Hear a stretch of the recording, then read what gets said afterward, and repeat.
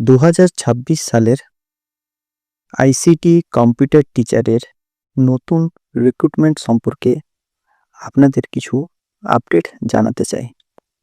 তবে ভিডিওটি শুরু করার আগে আপনাদেরকে একটা কথা বলতে চাই।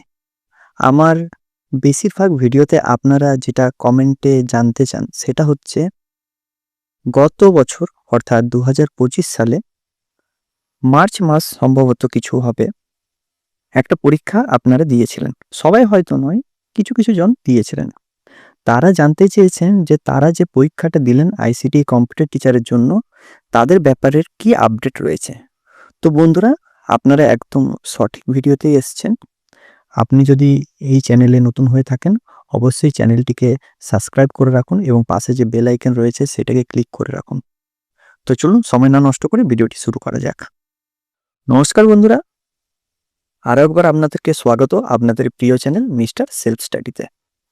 প্রথমে যেটা জানাবো যে 2025 সালের মার্চ মাসে আপনারা যে আইসিটি কম্পিউটার টিচারের পরীক্ষা দিয়েছিলেন সেটার আপডেট কি রয়েছে এই মুহূর্তে। দেখুন, প্রত্যেকটি জেলাতেই যে পরীক্ষা হয়েছে মার্চ মাসে সেটা কিন্তু নয়।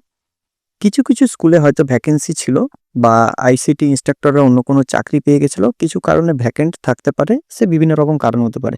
সেইগুলো ফিল করার জন্যে বেসিক্যালি কিছু কিছু জায়গাতে বা কিছু কিছু ডিস্ট্রিক্টে পরীক্ষা নেওয়া হয়েছিল এবং তাদের ট্রেনিং পর্যন্ত করা হয়েছিল। কিছু কিছু জায়গাতে ট্রেনিং অবধি করা হয়েছে কিন্তু তারপর তাদেরকে প্লেসমেন্ট করা হয়নি। আবার কিছু কিছু জায়গাতে তাদেরকে শুধুমাত্র লিখিত পরীক্ষার জন্য ডাকা হয়েছে। আবার কিছু জায়গায় এরকমও হয়েছে যে তাদেরকে মেল হয়েছে যে নেক্সট আপনাদের কিন্তু অ্যাডমিট দেওয়া হবে। কিন্তু ব্যাপারটা হচ্ছে আর কিছু আপডেট নেই। এবার বলে রাখি, আপনারা যারা মার্চ মাসে এক্সাম দিয়েছিলেন, এক্সাম আপনারা ভালো করে জানেন যে 3টি পার্টে এক্সামটা হয়ে থাকে। প্রথম হচ্ছে একটি লিখিত পরীক্ষা হয়ে থাকে যেটি অনলাইনের মাধ্যমে দিতে হয়, তার সাথে ডকুমেন্ট ভেরিফিকেশন থাকে এবং তার সাথে ভাইভাও থাকে। এই 3টি যাদের কমপ্লিট হয়ে গেছে তাদের আপডেটটি আমি আজকের এই ভিডিওতে আপনাদেরকে জানিয়ে দিচ্ছি। আইসিটি কম্পিউটার টিচারের রুলস অনুযায়ী অর্থাৎ স্কুল নেট যে পরীক্ষাটা নিয়ে থাকে তার রুলস অনুযায়ী বা এক্সট্রা মার্কস যে পরীক্ষাটা নিয়ে থাকে তার রুলস অনুযায়ী আপনি যদি সিলেক্টেড হয়ে থাকেন, অর্থাৎ আপনি যদি পরীক্ষাতে অর্থাৎ লিখিত পরীক্ষা, ভাইভা এবং ডকুমেন্ট ভেরিফিকেশনে আপনি যদি সিলেক্টেড হয়ে থাকেন তবে নেক্সট প্রসেস আপনাকে কিন্তু ট্রেনিংয়ের জন্য ডাকা হবে।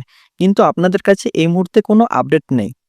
আমি আপনাদের বলে দিচ্ছি, যদি আপনি সিলেক্টেড হয়ে থাকেন তবে আপনার কাছে একটা মেল আসবে। সেই মেলে এটাই থাকবে, you are selected for the training round. মানে আপনি এবার ট্রেনিং রাউন্ডের জন্য সিলেক্টেড আছে, মানে আপনাকে ট্রেনিংয়ে ডাকা হবে। এখনও অবধি আপনারা কিন্তু ট্রেনিংয়ের মেসেজ পাননি, হয়তো ভবিষ্যতে পেতে পারেন। কিন্তু একটা জিনিস মনে রাখবেন, যদি আপনি এই 3টি এক্সাম অর্থাৎ এই 3টি ধাপে যে পরীক্ষা হয়েছে আপনি যদি কোয়ালিফাই হয়ে থাকেন তবে আপনার কাছে সেই মেসেজ আসবে। আর আপনাকে কিন্তু অফিসিয়াল ওয়েবসাইট থেকে বা অফিসিয়াল যে নাম্বার রয়েছে সেই নাম্বার থেকে আপনাকে ফোন করে জানানো হবে you are selected for the training. ঠিক আছে, এবার চলে আসি আমরা নেক্সট রিক্রুটমেন্ট সম্পর্কে। যে 8ম দফায় যে রিক্রুটমেন্ট হবে আইসিটি কম্পিউটার টিচার, সেইটা সম্পর্কে এখনো অবধি কি আপডেট রয়েছে। তো বন্ধুরা, আমরা জানি অনেক জায়গাতেই দেখতে পাচ্ছি স্কুলে ভ্যাকেন্ট রয়েছে, সে ভ্যাকেন্টগুলো পূরণ করার জন্য কিছু কিছু ডিস্ট্রিক্টে কিন্তু এক্সাম হচ্ছে।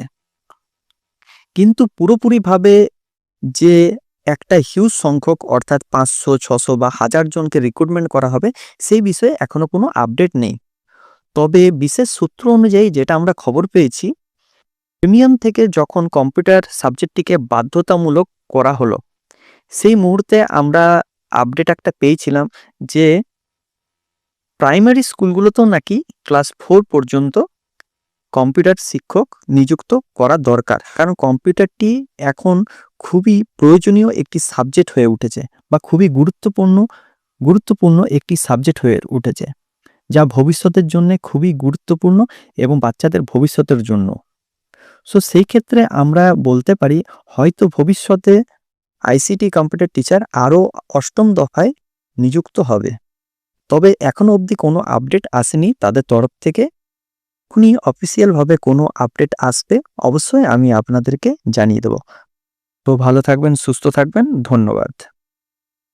আশা করছি এই ভিডিওটা আমাদের ভালো লেগেছে। যদি ভালো লেগে থাকে অবশ্যই চ্যানেলটিকে লাইক, কমেন্ট এবং সাবস্ক্রাইব করবেন এবং পাশে যে বেল আইকন রয়েছে সেটাকে ক্লিক করবেন নিয়মিত সবার প্রথম সঠিক আপডেট পাওয়ার জন্য। সো থ্যাংক ইউ, ধন্যবাদ এই ভিডিওটা শেষ অবধি দেখার জন্য।